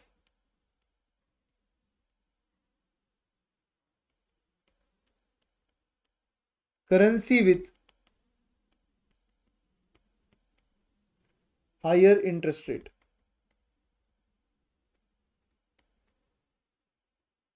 ध्यान से सुनिए ये क्या बोलना चाहता है. ये बोलना चाहते हैं कि करेंसी जिस कंट्री का अब जिस कंट्री में रेट ऑफ इंटरेस्ट कम रहेंगे लोग वहां से बोरो करेंगे. अब अगर लोग वहां से बोरो करेंगे तो उनकी करेंसी का डिमांड बढ़ेगा. जब उनकी करेंसी का डिमांड ही बढ़ रहा है तो ऑब्वियसली फॉरवर्ड मार्केट में मतलब कमिंग पीरियड में उनका प्राइस मतलब करेंसी जो है वो अप्रिशिएट होगा. क्योंकि उनका डिमांड बढ़ रहा है तो करेंसी अप्रिशिएट होगा. और ऑब्वियसली ये सब किसके कंपैरिजन में होगा, दूसरी कंट्री का करेंसी जिसका रेट ऑफ इंटरेस्ट कम ज्यादा है, जिसका रेट ऑफ इंटरेस्ट ज्यादा है. जिस कंट्री का रेट ऑफ इंटरेस्ट ज्यादा होगा ना दोस्तों, लोग उधर से बोरो नहीं करेंगे. उधर से बोरो नहीं करेंगे लोग. क्यों नहीं करेंगे सर, क्योंकि रेट ऑफ इंटरेस्ट बहुत हाई है. बोरो कहां से करेंगे फिर, जहां रेट ऑफ इंटरेस्ट कम है. तो ऑटोमेटिकली वहां की करेंसी में बोरिंग ज्यादा हो रहा है, इसका मतलब उधर की करेंसी का डिमांड बढ़ रहा है, तो उधर का करेंसी फॉरवर्ड में प्रीमियम पे प्ले करेगा कंपेयर टू अ कंट्री जहां पे रेट ऑफ इंटरेस्ट ज्यादा है. क्योंकि रेट ऑफ इंटरेस्ट ज्यादा रहने के बाद वहां से बोरो नहीं होता है.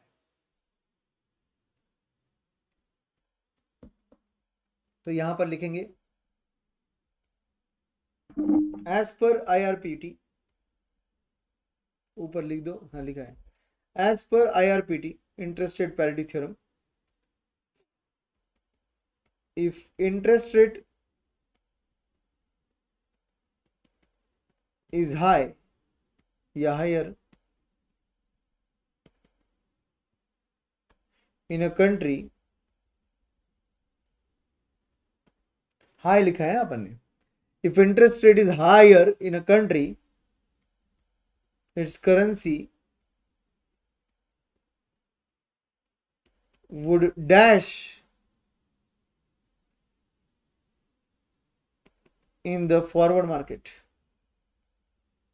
बोलिए।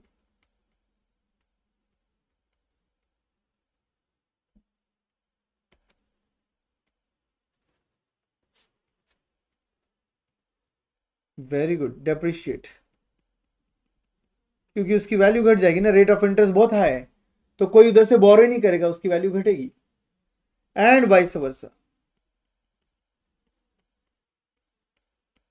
And vice versa. अब main formula 1 + RD divided by 1 + RF is equal to F/S। F/S ये तब जब डायरेक्ट कोट है, करेंसी का जो कोट है वो डायरेक्ट रहेगा तो ये फॉर्मूला रहेगा। अगर करेंसी का रेट इनडायरेक्ट है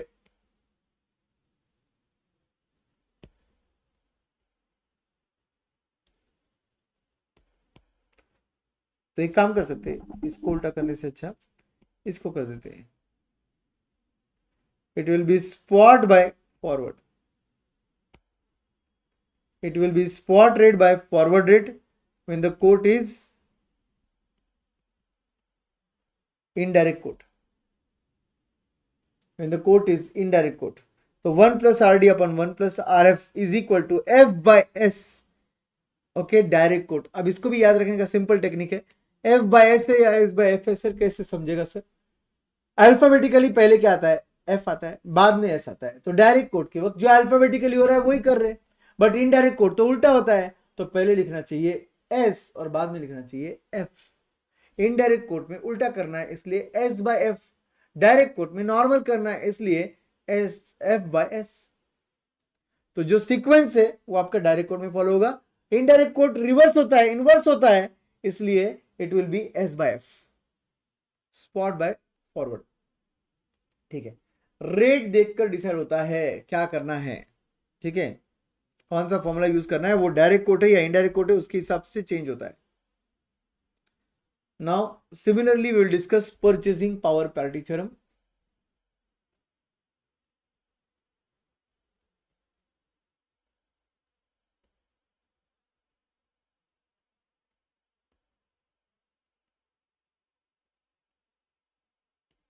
इसको PPPT बोलते हैं,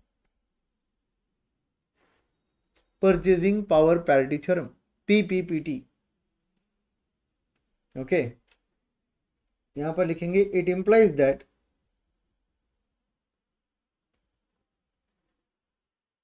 the exchange rate differential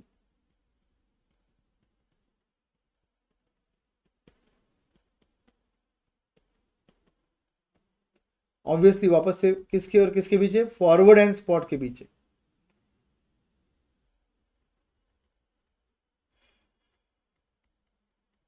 forward and spot between two countries, between two countries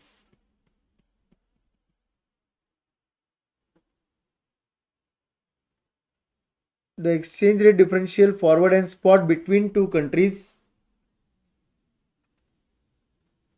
equals to, parity का मतलब होता है इक्वल्स टू, तो equals to the ratio of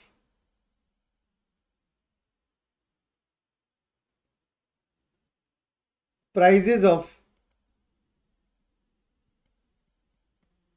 goods and services in these two countries, in these two countries।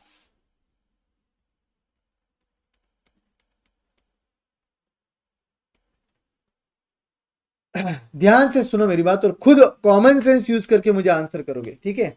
It implies that the exchange rate differential, that is the forward and spot between the two countries, equals the ratio of price of goods and services in these two countries।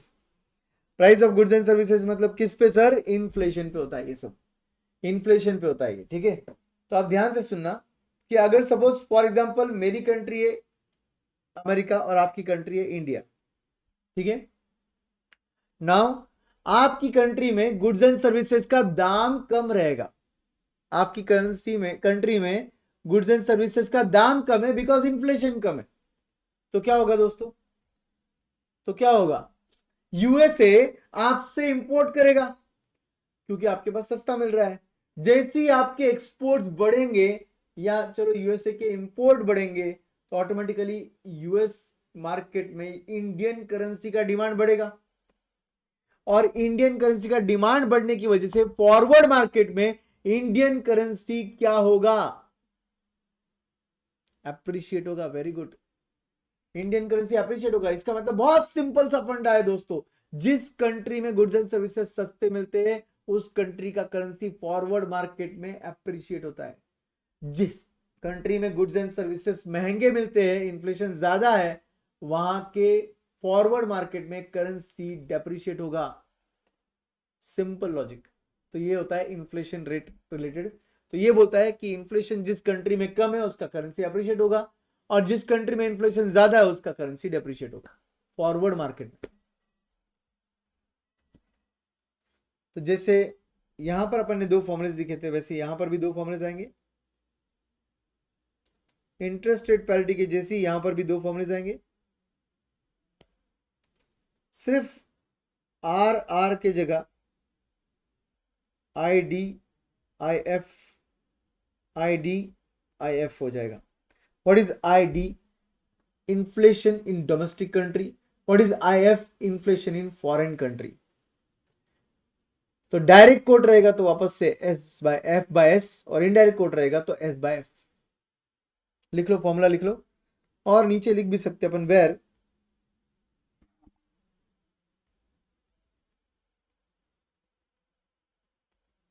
Are D is equal to rate of interest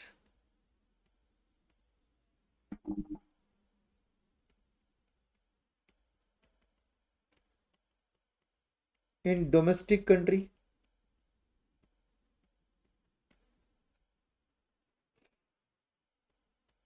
RF is equal to rate of interest in foreign country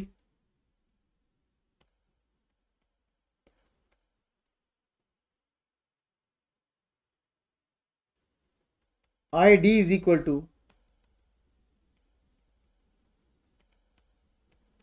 inflation rate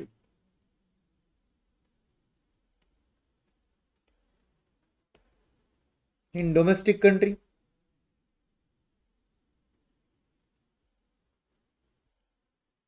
and IF is equal to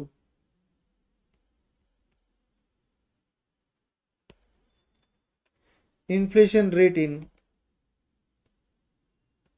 foreign country. लिख लो अच्छे से ये।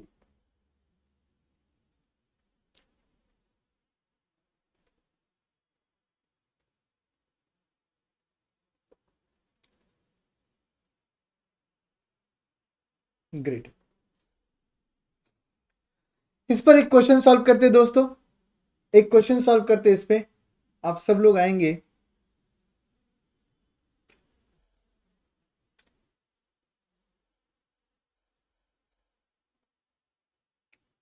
Question number 7 पर।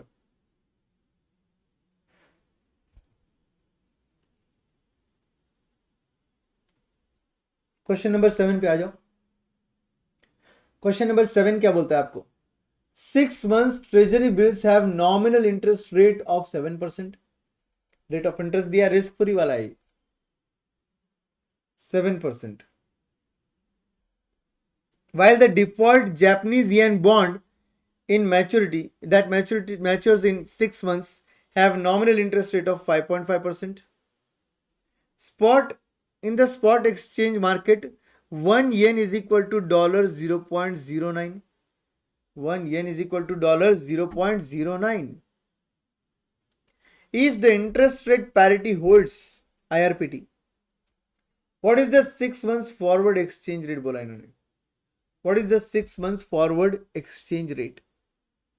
अगर interest rate parity hold करता है तो बताइए 6 मंथ्स बाद का फॉरवर्ड रेट क्या रहेगा। अब ऐसी कंट्री, पहली बात तो ऐसे केस में हमको पहले तो यही नहीं दिया कि हमारा होम कंट्री कौन सा है और फॉरेन कंट्री कौन सा है। आपको क्या लगता है होम कंट्री कौन सा लेना चाहिए, जापान या यूएसए, क्या अच्छा लगता है आपको?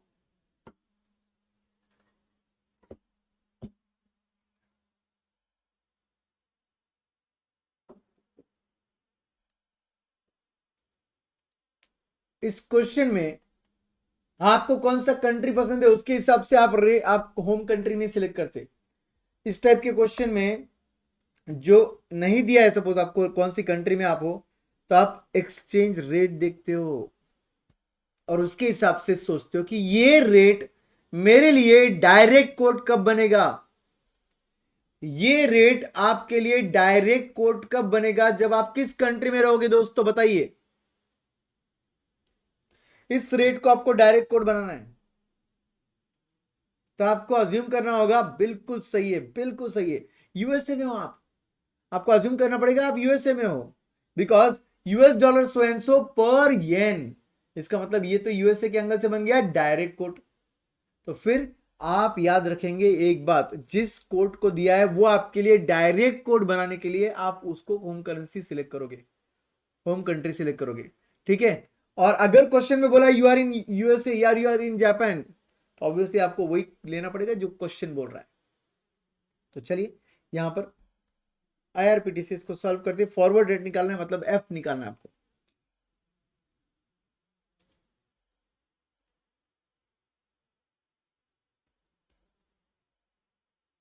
क्वेश्चन नंबर 7 है ये।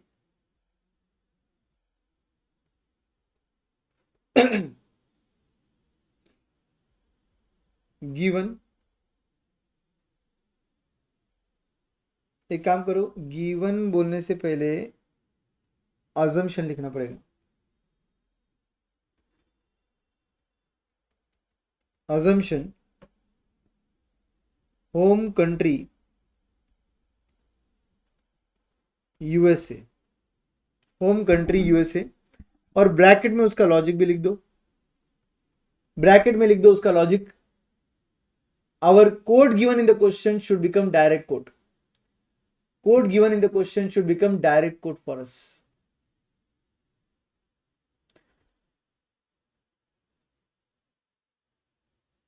तो होम कंट्री यूएसए, अब गिवन अपन बोल देंगे R D is equal to 7% per annum, R F is equal to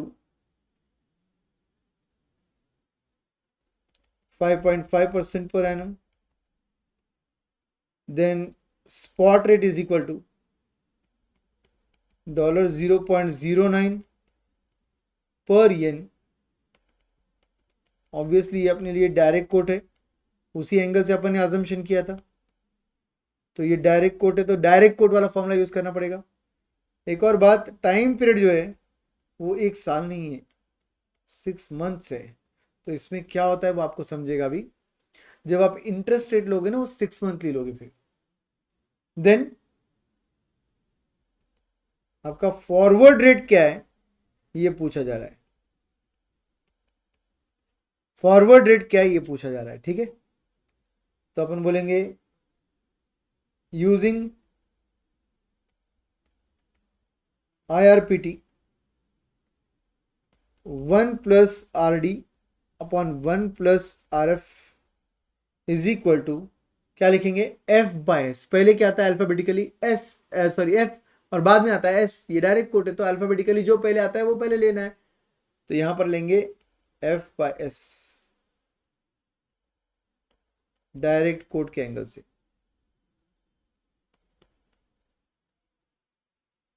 So it will be 1 plus 0.07, that should be, you can say, divided by 12 into 6, ठीक है। तो पहले ऑब्वियसली इसको solve करना पड़ेगा। यहां पर भी 1 plus 0.055 divided by 12 into 6 is equal to, F हमें पता नहीं है, वही पूछा उन्होंने, and that f divided by 0.009 0.009 solve कर लो इसको।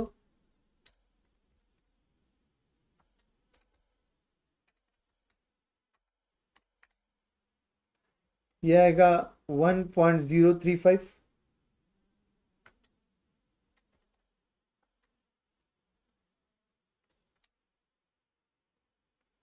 यह आएगा 1.0275,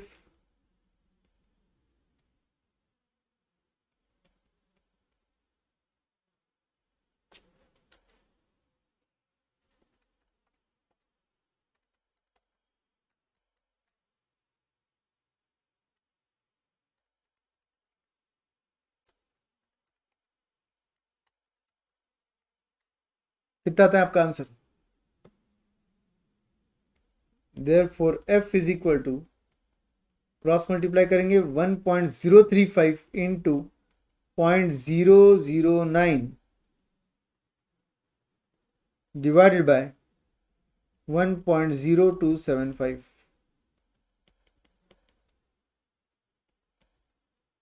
f is equal to $0.0907। Very good.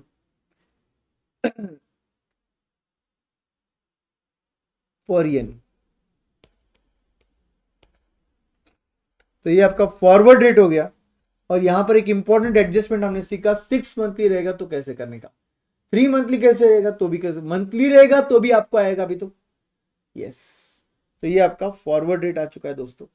हमने interest rate parity theorem use करके फॉरवर्ड रेट निकाल लिया।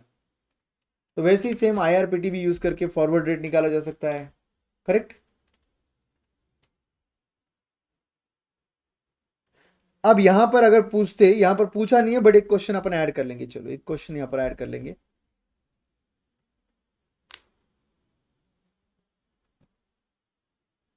कैलकुलेट, लिखो यहां पर आगे, also calculate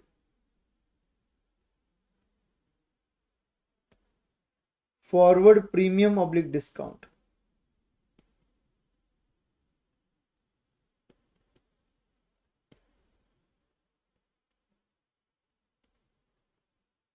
rate, forward premium oblique discount rate, also calculate the forward premium oblique discount rate. तो अब ऐसे केस में क्या करेंगे आप, forward premium oblique discount rate निकालने के लिए क्या किया जाता है, तो आपके फॉरवर्ड को आप कंपेयर करते हो स्पॉट के साथ कि कितने से बड़ा या घटा, और that divided by spot into 100 करके रेट निकलता है। बट वो तभी जब ये ईयरली चल रहा है। अगर ये 6 मंथ ही चल रहा है तो इसको डिवाइडेड बाय 6 कर इंटू 12 करना पड़ता है ताकि आपका रेट ईयरली आए। आई रिपीट, ध्यान दो, लिखना मत, पहले समझना अच्छे से।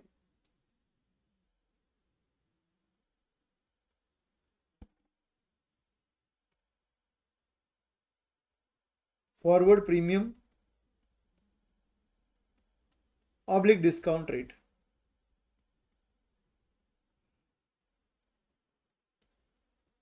हर वक्त ईयरली रेट होता है, हर वक्त ईयरली रेट होता है, ठीक है। इसका फॉर्मूला है forward minus spot divided by spot. ये आ गया फॉरवर्ड और स्पॉट का difference, difference divided by spot into 100 करना था मुझे। बट प्रॉब्लम क्या है, ये 6 मंथली है और अपने को चाहिए ईयरली। ये जो भी चल रहा है एफ और एस का डिफरेंस ये 6 मंथली है, बट अपने को चाहिए ईयरली। तो एक काम करते हैं, इनटू 100 को बाद में करते हैं। पहले यहां पर इसको डिवाइडेड बाय 6 मंथ्स करके इनटू 12 मंथ कर देते हैं। डिवाइडेड बाय 6 मंथ किया, इनटू 12 मंथ किया, ये ईयरली आ गया, इनटू 100 कर दिया। आप इनटू 100 कहीं पर भी लिखो, फर्क नहीं करता, मैं बता रहा हूं आपको। लास्ट में इनटू 100 करके परसेंटेज कर दिया, बोलते हैं अपन जनरली। समझा अच्छे से? तो forward minus spot is the difference, difference divided by spot into 100 will give you percentage. तो डिफरेंस डिवाइडेड बाय स्पॉट क्यों लिया जा रहा है सर? करंट अभी वो चल रहा है इसलिए। स्पॉट रेट मतलब अभी का रेट होता है, तो अभी का रेट और फॉरवर्ड का रेट कंपेयर करके डिफरेंस निकाला गया। डिफरेंस को आपने अभी के स्पॉट रेट से डिवाइड करके इंटू 100 किया, परसेंटेज आ गया। बट ये तो 6 मंथली था, तो इसको डिवाइड बाय 6 × 12 करके ईयरली निकाला, क्योंकि ये जो रेट्स होते ये हर वक्त ईयरली होते। तो निकालो इसका आंसर कितना आएगा।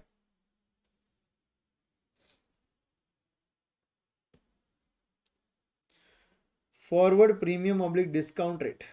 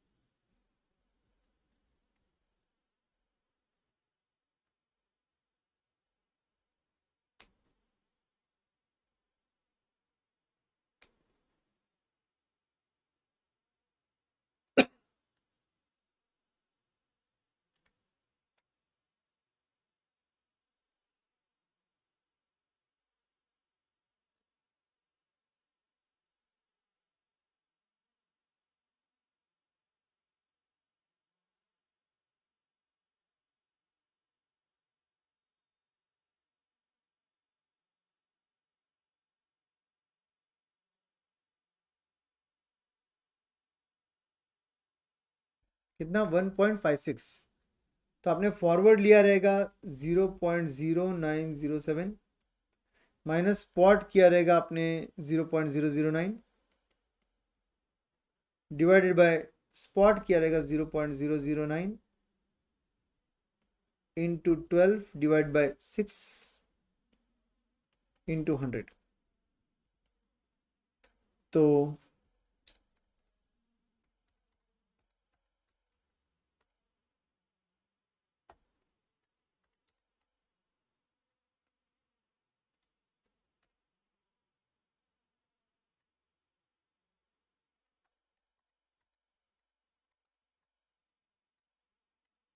1.56% आता है।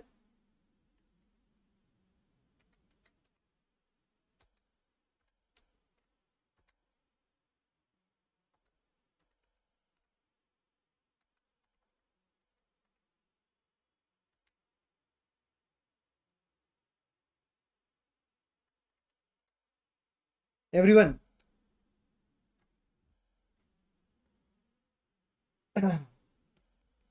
प्रीमियम आया या डिस्काउंट आया? फॉरवर्ड प्रीमियम आया या डिस्काउंट आया?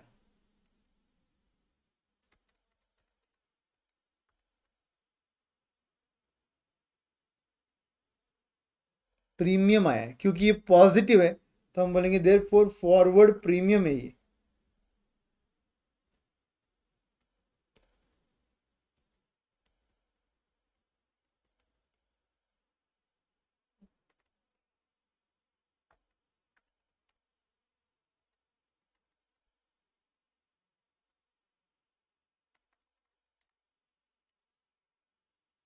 तो यहां पर आपको फॉरवर्ड प्रीमियम या डिस्काउंट रेट निकालने का तरीका समझा। अब ऐसे सिनेरियो में आपको होमवर्क दे रहा हूं मैं, कुछ ट्राई करना होमवर्क, ठीक है। क्वेश्चन नंबर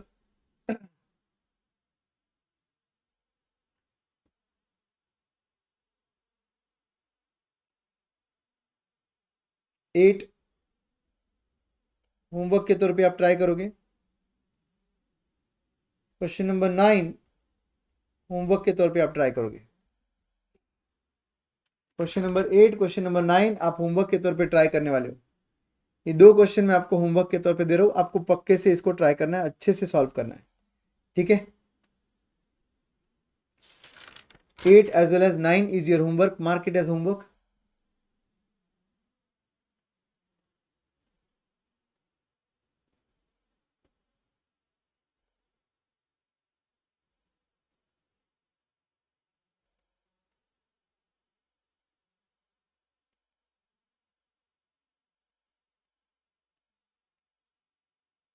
होमवर्क के तौर पे आपको सॉल्व करना पड़ेगा क्वेश्चन नंबर 8 और question number 9।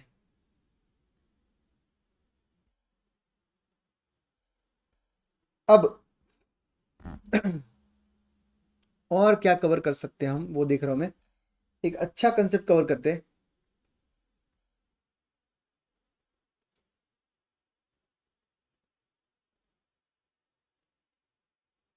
Yes, question number 17 पर आ जाओ। क्वेश्चन नंबर 17 पर आ जाओ एवरीवन। 17th क्वेश्चन क्या बोल रहे क्वेश्चन नंबर 17 में? गिवन पाउंड टू यूरो का रेट, पाउंड टू यूरो का रेट दिया है 0.8690 एंड 0.8730। ये क्या होता है? दो दो रेट दिए, ये क्या है? एक है 0.8690 और एक है 0.8730। ये दो रेट्स क्या है?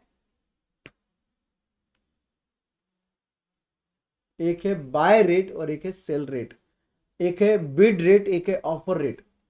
जो बिड रेट है वो डीलर का बाइंग रेट है, जो सेल रेट है वो डीलर का सेलिंग रेट है। मैंने बोला था बिड हो या ऑफर हो, बाय रेट हो या सेल रेट हो, आपको डीलर के एंगल से सोचना होता है, ठीक है।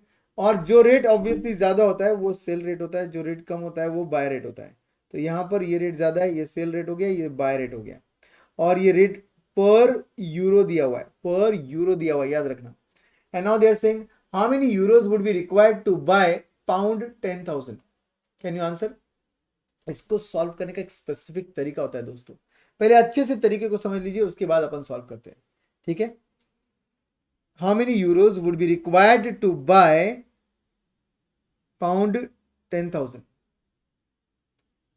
तो यहां पर सबसे पहले सोचना पड़ता है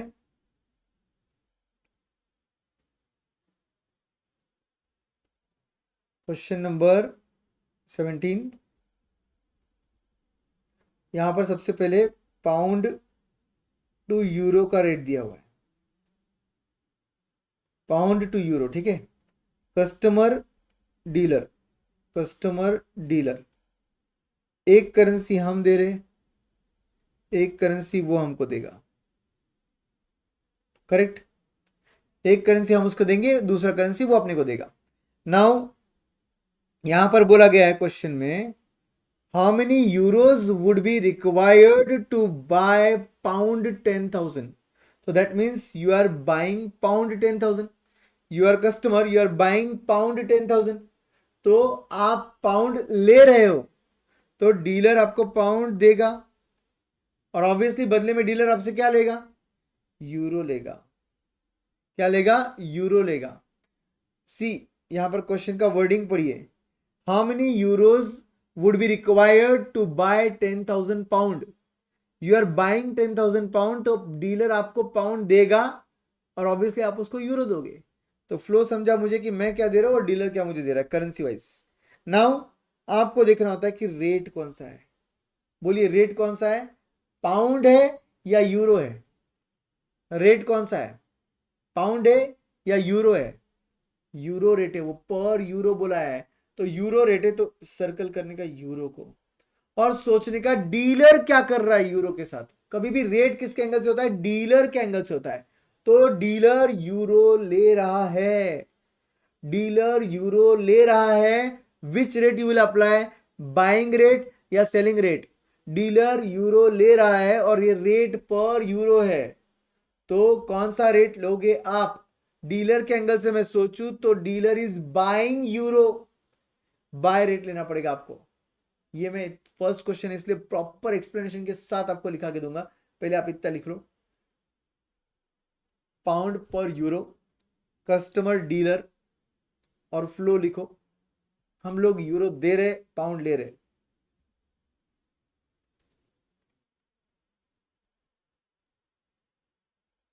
नीचे लिखेंगे the dealer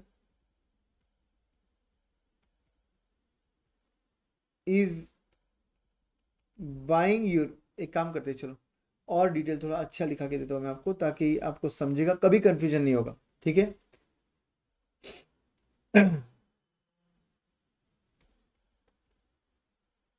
we are buying 10,000 pounds.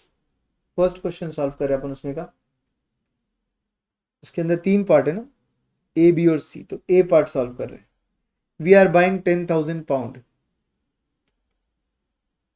From the dealer, ठीक है। It means we will take pound and give euros. We will take pound and give euros. Full stop. The rate given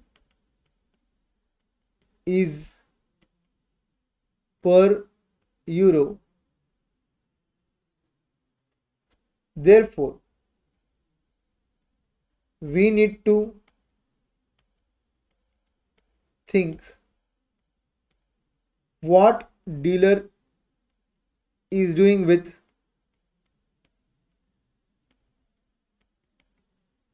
euro. Full stop. In this case, the dealer is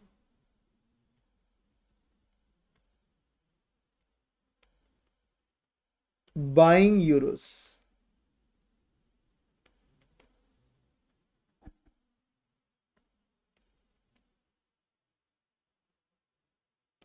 Hence, we will use buying rate. कितना है buying rate आपका? 0.8690.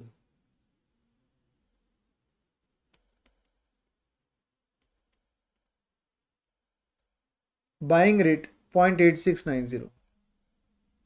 We are buying 10,000 pounds from the dealer. It means we will take pounds, we will give euros.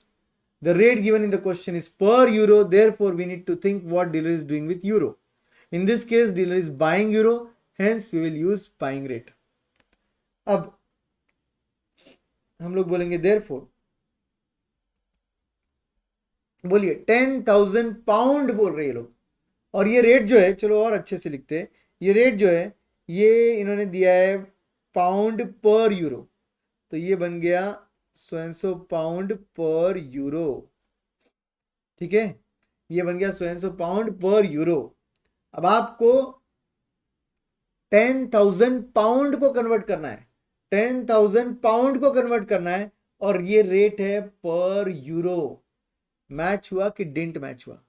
और didn't match हुआ तो divide करेंगे, match हुआ तो multiply करेंगे. आप बोलो क्या करेंगे? डिवाइड करना है या मल्टीप्लाई करना है? डिवाइड करना है. रेट दिया है पर यूरो, रेट दिया है पर यूरो, बट क्वेश्चन 10,000 पाउंड बोल रहे हैं तो वो है पाउंड, ये है euro rate. Didn't match divide. तो 10,000 को हम डिवाइड कर लेंगे 0.8690 के साथ और आपका आंसर आ जाएगा.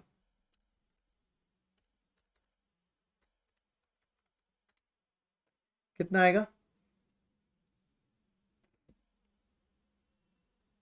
Euros 11,507.48. Correct. Euros 11,507.48. Therefore, we will need euros 11,507.48 to buy